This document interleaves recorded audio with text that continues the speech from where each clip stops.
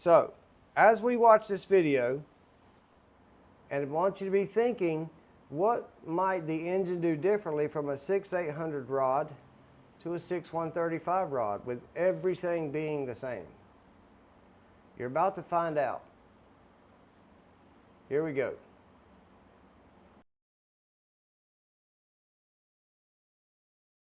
Dude, this one is gonna raise some chatter, I am telling you, because we're finally gonna address and test one of the most controversial and talked about aspects of engine building, and it is rod ratio. All right, so you now see the test. What we're gonna be doing, we're gonna jump ahead now so we're not watching this entire video. Even as a matter of fact, I think we'll look at the fuel curve also. So with the knowledge that this is ready to go, fire it up and let's do it. They are now about to test the 6.8-inch rod engine.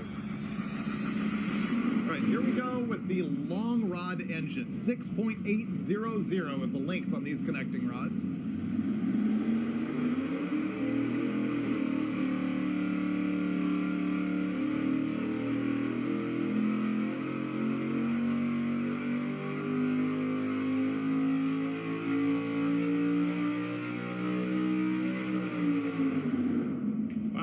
Bad. Big block Chevy. It's pretty stout. All right. Everybody saw the numbers. Stout. It actually is really good. With a couple of changes, it could be really good. So there's that baseline pull all tuned up. We've got 804.2 at 7,300 RPM and 622.9 pound-feet of torque at 5,700. Not bad for what it is. That's a nice motor. You know what? We need to pick up more data. So there's a couple of other things Steve and I were talking about that we would like to do so we can fully explore this. We want to do low RPM. So what we're going to do now. All right, so what we're about to do here, and they're about to do in the test, is what's called a steady state test. And they're going to hold the engine at a set RPM. This will eliminate any kind of sweeping test fallacies. So they're going to hold the engine at a steady RPM and record the data. And I think that's a great idea. Peak torque. And what we're looking for there is what's called a torque offset. We're going to see the difference between the torque number that it makes during a power sweep versus the torque that it makes at steady state. And we're going to compare that same thing once we get to the short rod engine and see if there's any difference there.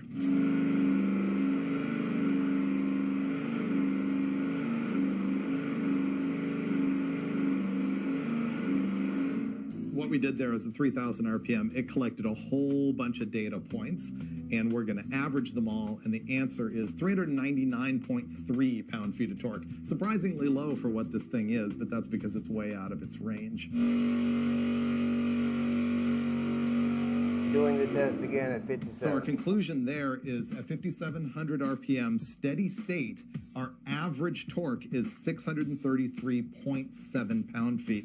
Now, if we look at a curve versus what it made at steady state, we're going to see a little bit of a difference.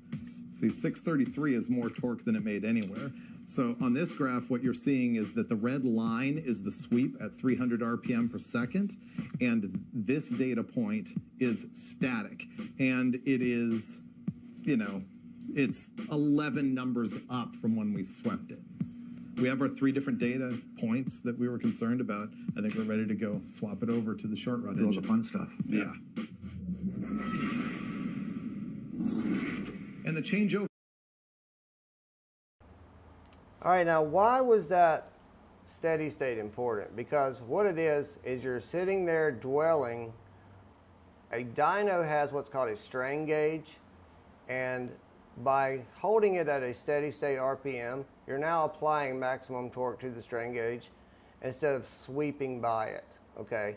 Now maybe that doesn't make sense to you, but it is completely legitimate, and I think it was a great idea. So now let's see the changeover real quick. Begins. We're about to swap from the long rod engine to the short rod engine. Now we're going to use the exact same cylinder heads, intake manifold, distributor, and carburetor, and also the crank trigger on the thing. We're just going to change the short block, which is as identical as we could possibly make it with the exception of the rod length. You can see that we've got a crank trigger ignition on this thing. That's just so we can be much more precise about the ignition timing. This thing made the same power between 34 and 38 degrees total on timing, and I'm super curious to find out if that's any different with the short rod engine. Okay, that's important. You heard what he said. It maxed out horsepower at 38 degrees, but he also said that between 34 and 38, the engine didn't much respond to it. Okay, so keep that in mind. All right, here we go.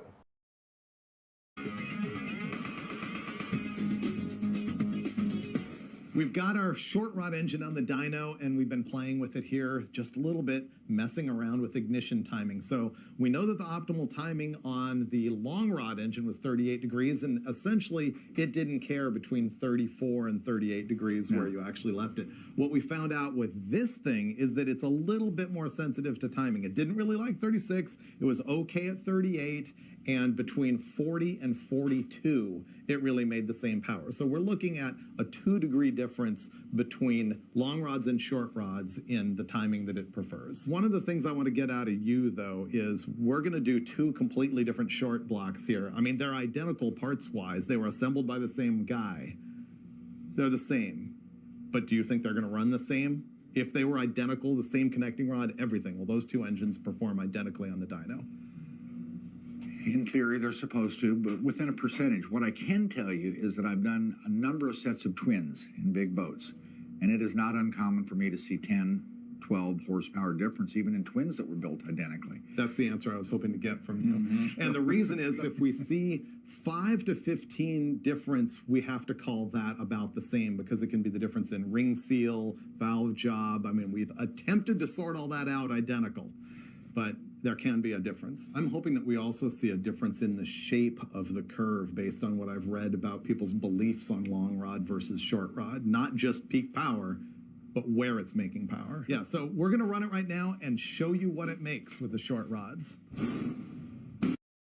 Now I want to pause it right here. Did you catch what he said a minute or two earlier? He said that they had already gotten the short rod engine peaked out. You know, they've got the ring seated, and they got the timing adjusted, and the fuel curve, all that's done to the best of its ability.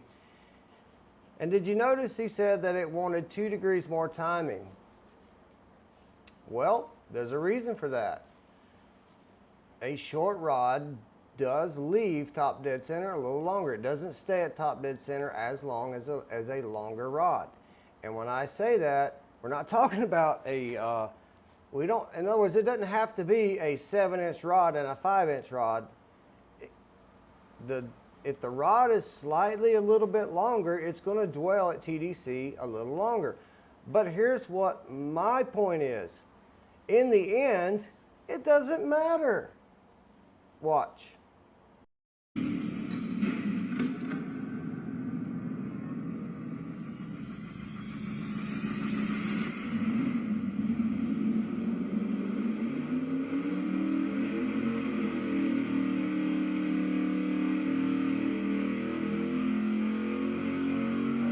Yes.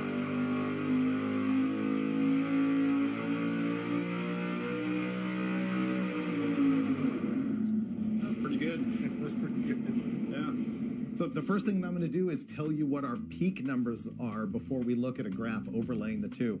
So peak, basically the same torque. We saw 621.2 at 5,800, 100 RPM higher than we saw with the long rod. And basically, it's the same torque number. It's 622.9 with the long rod versus 621.2 with the short rod. That's a wash. But then you look at the horsepower, and we used to make 804 at 7,300 with the long rod, and the short rod made 815 at 7,400. Wow. What is going on? Why is that? Why is there now 10.8 horsepower more on the short rod setup? Could it be ring stability? Which is, again, 100 RPM higher than what we saw with the short rod. So that is like the opposite of what you generally hear about long versus short rod. Yeah, well, Not according to you? well, I've heard. Now here we're going to do a steady sweep again for the short rod. And see what overall it did. Wow, okay, so here are our power curves with the red lines representing the long rod and the black lines representing the short rod. And the short rod ends up throwing away some low-end torque and making some high-end power. All right, I want you to read them and weep. Everybody who's sold on this rod ratio stuff, take a look at that graph. The red line is your long 6.800 rod. The black line is your shorter 6.135 connecting rod. What in the world, people? What's going on? About 5,400 RPMs on back. Why is the long rod making more power and torque, both power and torque, below 5,400? And why is the short rod making up to 10 horsepower more up top? Well, it goes back to what I said in my first video. You have the long rod. It has a lighter piston, less rod angularity. It takes less power to push that piston up and down the bore. Less heat's generated, less parasitic drag. The downfall with a super long rod is piston instability. When that piston is rocking, them rings ain't sealing. But the advantage of having a lighter piston is down low, because your engine recovery is so much better. I believe, and I'm convinced, that this is an advantage. With a longer rod, lighter piston, you're going to have a little more, more ability to build a little more torque down there because of it. But look at this other end. At higher RPMs, that heavier piston maintains its shape, it maintains its ring seal, and that's worth 10 to 11 horsepower. And it has some inertia effect to it because it's of the weight. But that's something that would deal with the dyno. But I believe what you're seeing right there is ring seal. A much better ring seal with a little heavier piston. You say, well, then what do? You find the balance between the two of them. You stop chasing rod ratios. You get the crankshaft that you want in your engine. You get the piston that is suited for your racing. If it's a boosted application, you get a heavy enough skirt to keep that piston stable, or a heavy enough wrist pin to keep it from getting bent. But a light enough piston to actually help you accelerate and win races. You get that piston you want, that piston design, and you connect that piston to that crankshaft. Don't go crazy thinking about connecting rod ratios. Expect to see that little edge at the top. Well, let's go ahead and run the other tests that we ran with the other engine. Let's do steady state 3,000 RPM. I think we suspect the answer now, but let's do it for the sake of comparative analysis.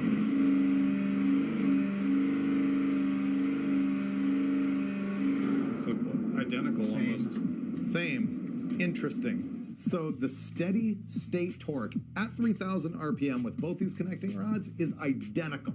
399.2 versus 399.3. I'm calling that the same. You think? Oh, yeah. Yeah.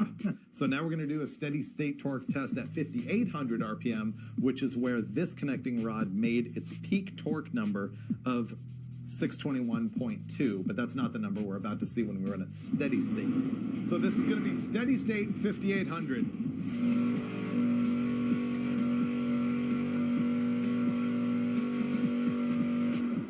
Okay, the average torque throughout gathering that data was 634.9, and it was 633.7 with the other deal. So basically, steady state, we're calling no difference. But now we're going to look at the difference between steady state and sweeping the engine, which will tell us the difference in inertia of how heavy the parts are.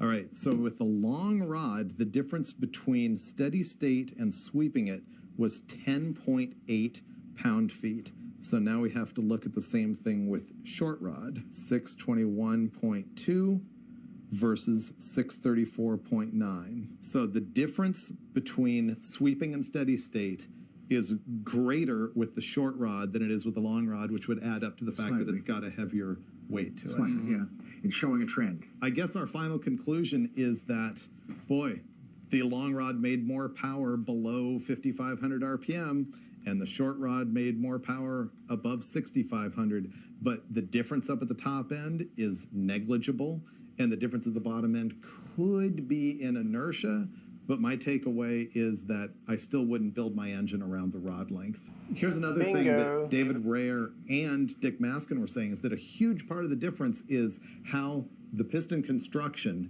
affects the piston ring stability. And I don't know if in this piston, the difference in compression height is really going to make a difference in that or not. But they're saying if you get the pin up into the oil rail, that you could see some more piston ring instability, which can lead to stuff like this. When you've got a skirt this long, it's going to have more tendency to rock than a skirt this long. Right. So, you know, when it's unloading and loading, and maybe that's what we're seeing is ring stuff in the short piston and the long rod at the top, because that's where you're going to see more issues with rings, is at higher speeds. So that's really a huge takeaway here, is that what we're seeing in the difference might not necessarily be the connecting rod itself, but the effect of weight and piston ring stability. Bingo. That is exactly right. Basically, I've got my own conclusion, justification for that conclusion, and then a bunch of caveats. Well, I'm going to tell you whether you're wrong or right. That's what I want. We need to debate. Okay, so here's my ultimate conclusion, and I'm going to narrow it a little bit and say, for typical engines within the world of the stuff we can accomplish, meaning not F1 stuff, not even NASCAR stuff, but, you know, engines under 8,000 RPM, whether they're race or street, here it comes, rod ratio does not matter. You know, I'll tend to agree with that. Okay. Within the normal range. I mean, if you go super, super long or incredibly short and do something crazy, well, then it might matter some. Right.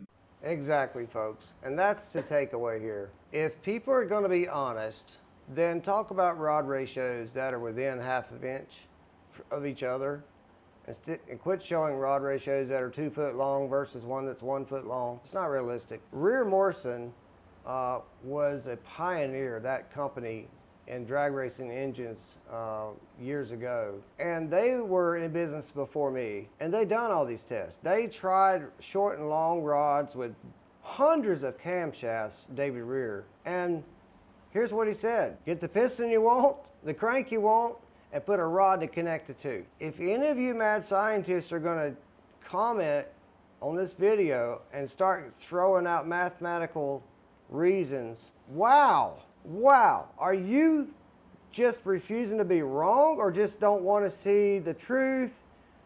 Your lectures mean nothing to me when the actual dyno says that ain't true. Now, if you're a professional engine builder and you want to continue doing it your way, hey, I'm all for it, because you know what? I'm going to do it my way as well. I'm not trying to change anybody's mind, guys. What I'm trying to tell the people coming up into this, people who are street rodders, people who are maybe getting into racing or getting into performance, is don't get caught up in connecting rod ratio. That's what I have said from day one of these two videos. That's what I'm saying now. And it don't matter what any man tells you, you will not find more than 5 to 10 horsepower between the two. So it becomes a matter of, I only got so much deck height on my block. Do I want to stuff a long rod in there just to get so-and-so's rod ratio when my piston is literally this big, so that after about 5 races it goes flying through the side and hits somebody sitting in the stands? Or do I want to get a rod ratio that's a little shorter and get me some piston stability so that after race number 3, I'm still making the same power I was at race number 1, and I can race the entire year. That is the mentality that needs to be answered, is combine the two. A lot of these stroker kits you see for sale in magazines and websites, they're selling them with compression heights that are really short, and people are having oil consumption problems 6 months to a year after they install them. Just bring the compression height down a little bit. Instead of trying to run a 1-200 compression height, make it a little taller so you got some stability. And I promise you, you're not going to lose any horsepower. I promise you, because I can prove it. And it's like funny because I've been doing this 30 years. I've already told you my background, and yet people are lecturing me like I don't know what I'm talking about. It's comical. Anyways, here's the Engine Masters for you. Now, yes, I don't agree with everything they do, all right? But this was a solid test, and this solid test actually supports everything I've ever done. And people who know this. Get a long rod, but don't compromise piston stability. That is the key. I'm not saying run short rods. I'm saying get you a long rod, but don't compromise piston stability. And when you start crossing that 1.150 compression height, you're now getting into the land of piston instability. That's my point. Now, I'm getting passionate about the subject. I'm not mad. You guys are probably like, man, that dude's a maniac. Man, he flosses with a bee stinger. I don't. I'm just passionate about this. And I hope you learn something. Don't go scratching your head till your hair falls out about rod ratios. Talk to somebody who knows. Talk to the manufacturer of the components. Tell them, hey, I want a top-notch piston with all the bells and whistles, all the coatings. I want everything I can get to make this thing awesome. But don't be selling me no compression height that's this tall. Unless you got a all-out race for lots of money for that weekend. We're not talking about that, okay? Let me bring it back down about 5 notches. If you have any questions or comments, please feel free to write them. I want to give credit to the Engine Masters for this video. By the way, this video is not on YouTube anymore. I couldn't find it. So I got to searching, and if you go to YouTube, if you go to Facebook videos and then type in Engine Masters rod ratio examined, rod ratios examined on Facebook video, you'll find the video and you can watch it yourself. Anyways, we're getting rained on with this Tropical Storm Debbie. I hope you guys have a wonderful rest of the week. Take care.